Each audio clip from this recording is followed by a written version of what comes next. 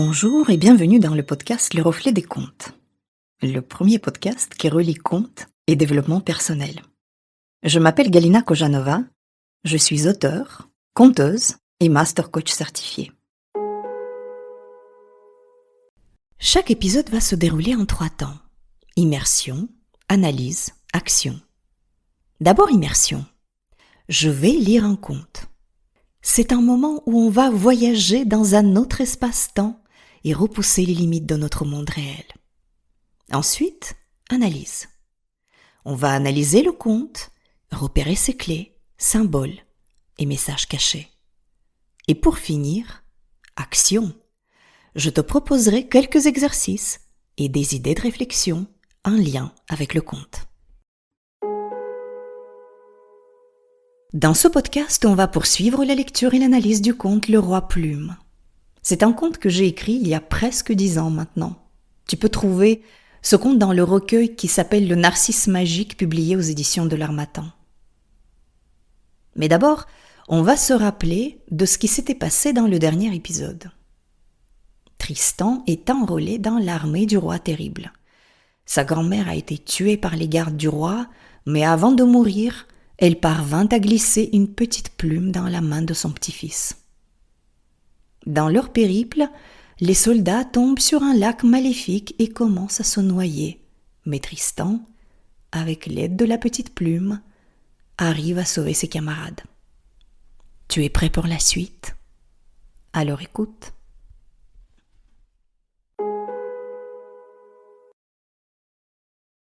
Le lendemain matin, les soldats reprirent leur route et marchèrent encore et encore jusqu'au soir. La nuit venue, épuisés par une si longue marche, tous ses camarades s'assoupirent rapidement, mais Tristan ne parvenait pas à fermer l'œil. Il repensait à la mort de sa grand-mère, et un sombre mélange de rage et de tristesse rongeait son cœur. Il était plongé dans ses lugubres pensées quand soudain sa grand-mère lui apparut. Toute petite et frêle, elle avait du mal à se tenir debout. Les yeux remplis de larmes, elle supplia Tristan de revenir à la maison pour la venger. Mais lorsque Tristan voulut la prendre dans ses bras, une énorme araignée aux pattes velues s'avança vers lui, menaçante. Tristan recula, horrifié. Comment avait-il pu prendre cette immonde créature pour sa grand-mère bien-aimée? L'araignée continua d'avancer sur lui. Tristan ne savait comment se défendre de l'horrible monstre. Les pattes de cette araignée étaient déjà sur le point de le saisir dans une ultime étreinte, car au bout de ses pattes, il y avait un poison mortel. Lorsque ses camarades se réveillèrent, en voyant Tristan livré seul en dangereux combat, ils se précipitèrent à son secours. Ensemble, ils réussirent à chasser la monstrueuse araignée. Mais juste avant de se retirer sous terre, l'araignée parvint à mordre Tristan à l'avant-bras. Il se sentit faiblir et s'allongea dans l'herbe en se préparant à mourir. Lorsque la petite plume apparut, elle se posa doucement sur sa blessure et en un clin d'œil, le poison s'en retira. Ensuite, elle effleura simplement la plaie qui se referma aussitôt, en laissant une légère cicatrice à peine visible à l'œil nu. La petite armée se mit en route. Le chemin restant fut parcouru sans encombre, et les soldats franchirent enfin les frontières du royaume voisin. Tout le pays était en deuil. Le vieux roi malade venait de mourir sans laisser d'héritier, et ses sujets pleuraient sa perte, ainsi que l'absence d'un successeur pour gouverner le pays. Une foule s'était rassemblée devant le palais royal. Les gens attendaient un signe divin qui viendrait désigner le futur roi. Nos voyageurs rejoignirent la foule. Comment livrer bataille contre une armée qui n'a même plus de chef? Il fallait attendre l'avènement du nouveau roi. Tout le monde attendait, mais les heures défilèrent sans que rien ne se passât. Alors les gens décidèrent de faire venir un vieux sage pour les éclairer. Un vieillard aveugle se présenta devant la foule. Il garda le silence un long moment. Pas un bruit, pas un soupir ne s'échappa des lèvres des spectateurs qui étaient comme figés dans l'attente de ce que le sage allait leur annoncer. Puis la voix du sage s'éleva au-dessus de la foule, rompant le silence pesant. Celui qui porte une plume est l'élu. Tous les regards se tournèrent vers Tristan. Sur le col de sa veste était accrochée une petite plume. Tristan devint le nouveau roi. Une grande et belle fête fut organisée dans le royaume en son honneur. Ses vaillants compagnons de route formèrent sa garde fidèle. Le bruit de son couronnement dépassa les frontières et arriva aux oreilles du roi terrible. Lorsqu'il apprit la nouvelle, une véritable rage s'empara de lui. Ce morveux, ce petit orphelin qui aurait dû rester pauvre et malheureux toute sa vie, lui, le roi, mais on aura tout vu. C'était donc lui l'héritier. Si je le savais avant de l'enrôler dans ma propre armée. Le roi terrible était plus que jamais décidé à écraser ce petit royaume et à détruire l'épée de Damoclès qui était toujours suspendue au-dessus de sa tête tant que Tristan était en vie. Il n'eut toutefois pas le temps de rassembler une armée, car Tristan était déjà de retour dans son pays natal. Il revenait pour accomplir la promesse qu'il s'était faite le jour où la grand-mère était morte. Il revenait pour la venger. Apercevant Tristan et les soldats qui passaient devant son château, le roi terrible trembla de rage. Il se mit ses gardes de capturer l'insolent sur le champ. Mais au même instant, la petite plume se décrocha de la veste de Tristan et se suspendit en l'air. Et là, une chose étrange se produisit. Au lieu d'exécuter l'ordre du roi terrible et de capturer Tristan, les gardes se retournèrent contre leur propre roi. C'est comme ça que le roi terrible fut jeté au cachot. Quant à Tristan, il décida de réunir les deux royaumes pour n'en faire plus qu'un, vaste et puissant. Tristan fut couronné une seconde fois et fit régner paix, prospérité et justice dans son royaume. On l'appelait roi Plume. Allez savoir pourquoi.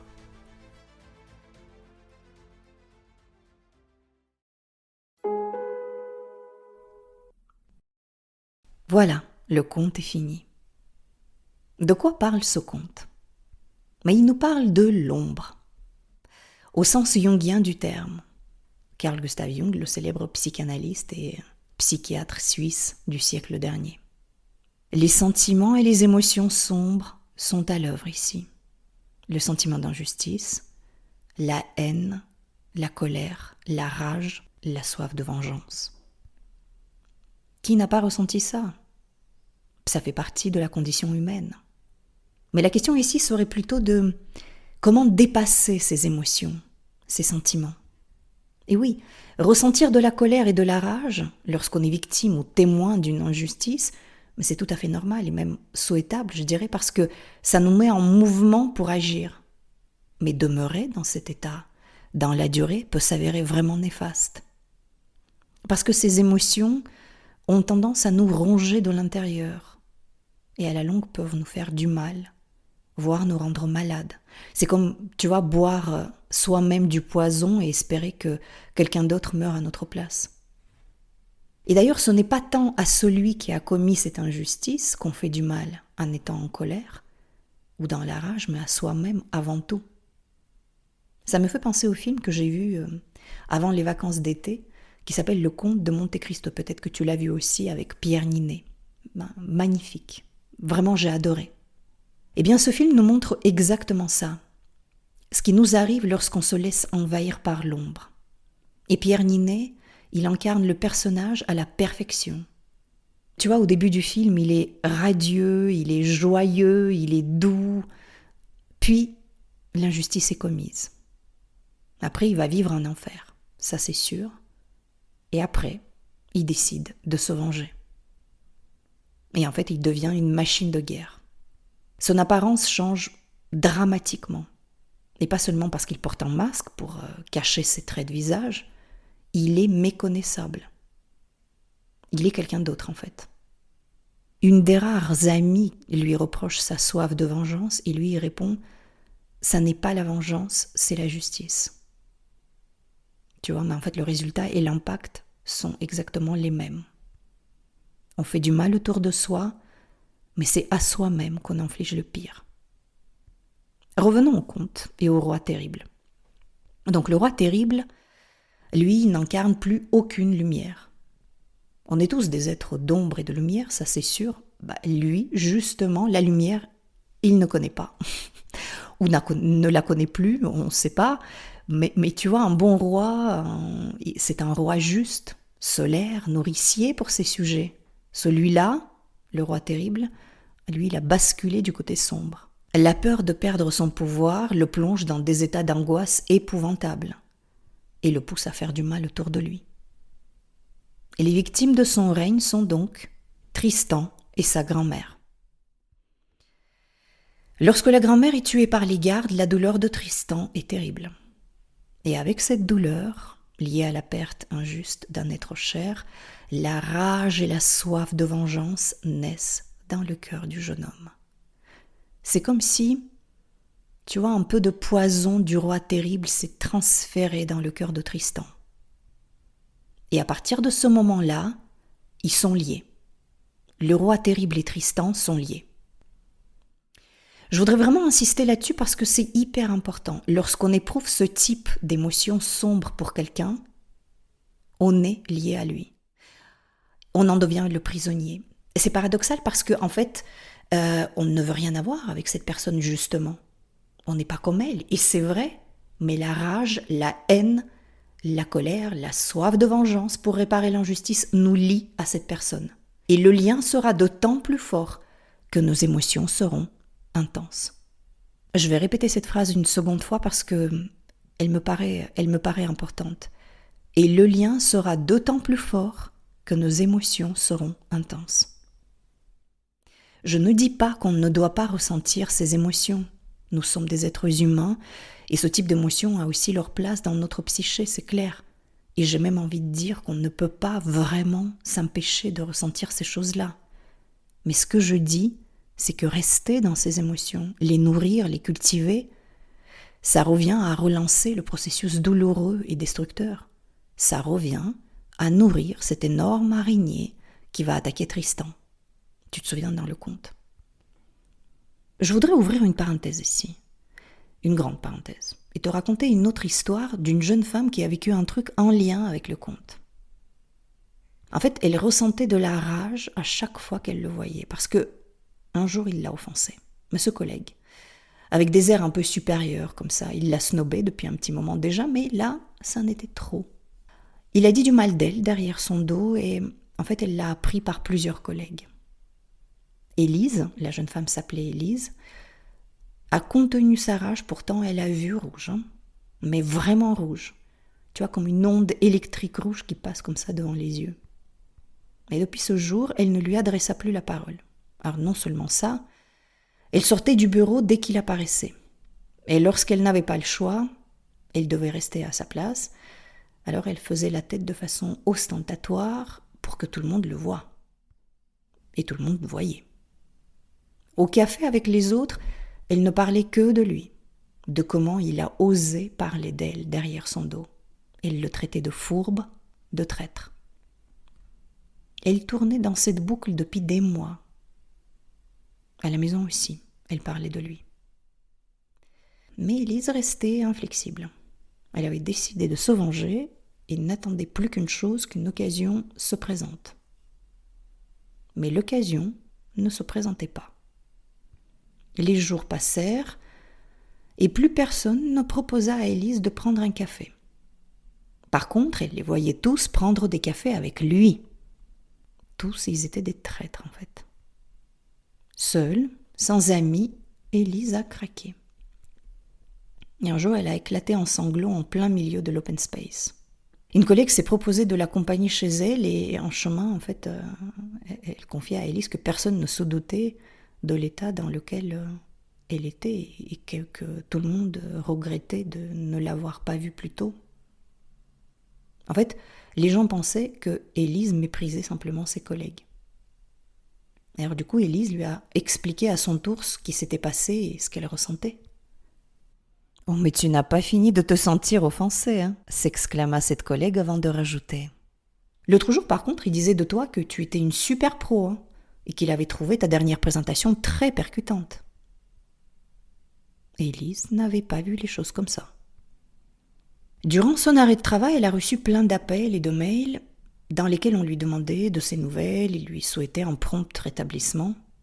Même ce collègue qu'elle avait tant haï lui avait adressé un email aussi, très sympathique en plus. En fait, il n'avait aucune idée que c'était sa maladresse ou sa médisance qui avait provoqué tout ça. Pendant cet arrêt, Élise était trop fatiguée pour penser de toute façon. Alors elle se reposait la plupart du temps. Lisait des livres, sortait se promener. Elle avait même commencé à méditer. Toute cette histoire lui paraissait maintenant tellement futile. Mais dans quel état elle s'était mise à cause de ça ? Mais la vie ne se résumait pas à cette expérience malheureuse. Aujourd'hui, Élise a repris le travail, sereine. Et la vie a repris son cours, comme avant. Élise a appris que nos émotions douloureuses, si on les cultive, deviennent stagnantes et peuvent nous rendre malades. Elle s'était dit que si il devait y avoir une prochaine fois, elle ne resterait pas dans son coin sans parler. Elle ferait tout pour demander de l'aide et sortir de cette boucle nocive. Voilà l'histoire d'Élise. Mais revenons au conte et à Tristan. Alors lui aussi, comme Élise, est en proie à ses émotions douloureuses. Et la rencontre avec le spectre de sa grand-mère, qui s'est promis de venger, va le bouleverser. Ce fantôme cache un monstre, une énorme araignée. Cette araignée, elle représente nos sentiments sombres, notre rancune profonde, qui nous ronge de l'intérieur et nous affaiblit petit à petit. Et Tristan va devoir livrer un dur combat contre ce monstre. Mais très vite, il aura besoin d'aide. Ses camarades, heureusement, vont à leur tour l'aider à combattre l'araignée. Autrement dit, face à notre ombre, on ne peut pas être seul. Et je suis catégorique là-dessus. On a vraiment besoin des autres. Même si on est un vrai guerrier très fort, on a besoin d'accepter cette aide extérieure et en plus de bon cœur. Avant de se retirer sous terre, vaincu, l'araignée va quand même mordre Tristan, pour qu'il se souvienne. Parce qu'en fait, on ne peut pas sortir indemne du combat contre nos forces inconscientes. C'est comme ça. Il va s'en souvenir. Pour guérir de cette blessure profonde, il nous faut de la douceur, comme le toucher de cette petite plume. La douceur qu'on s'accordera à soi-même avant tout. Voilà. Accepter que cette blessure fait désormais partie de nous. Et ce qui ne nous tue pas nous rend plus forts, disait Nietzsche, n'est-ce pas ? Donc aguerri, fort de cette expérience, Tristan maintenant est prêt à être l'élu. Il n'a pas besoin de prouver quoi que ce soit à qui que ce soit. On le reconnaît à cette petite plume qui est justement la marque de celui qui a fait du chemin. Celui qui a affronté ses propres démons dans un combat dur, parce que c'est toujours un combat dur, et en est sorti vainqueur. Et en plus, il est plus léger maintenant que ses émotions stagnantes et douloureuses sont parties. Donc Tristan est prêt à prendre sa place, sans guerre, sans écraser les autres. Justement tout le contraire du roi terrible. Un fait non négligeable, Tristan va réunir les deux royaumes. Autrement dit, il va réunir l'ombre et la lumière au fond de soi. Et il va faire de ces deux royaumes un royaume réuni, vaste et puissant. Celui qui a réussi à intégrer son ombre, on le devine, est quelqu'un de puissant. Il saura être le bon roi dans ce royaume qui est le sien. Alors je te propose un exercice maintenant, qui va se dérouler en 3 parties, donc il y a 3 questions. D'abord, souviens-toi de la dernière fois où tu as ressenti des émotions douloureuses comme ça, la colère, la rage, la soif de vengeance. Ne triche pas, reconnais en toi cette partie d'ombre aussi. L'ombre a besoin d'être reconnue.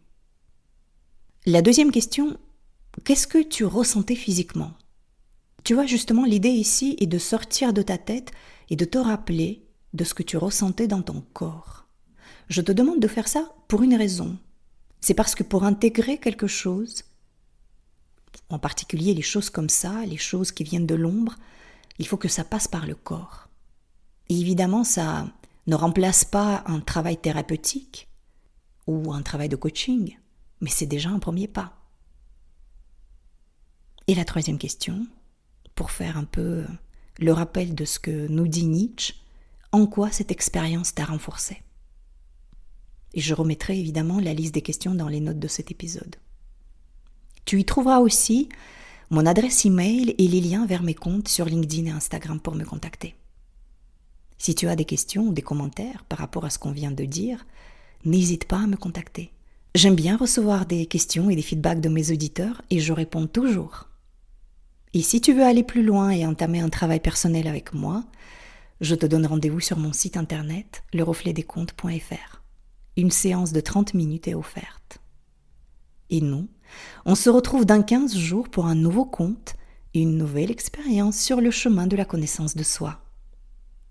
Si cet épisode t'a plu, n'hésite pas à le partager autour de toi, ça aidera à faire connaître le podcast. N'oublie pas de t'abonner à ce podcast pour ne pas rater la sortie de nouveaux épisodes.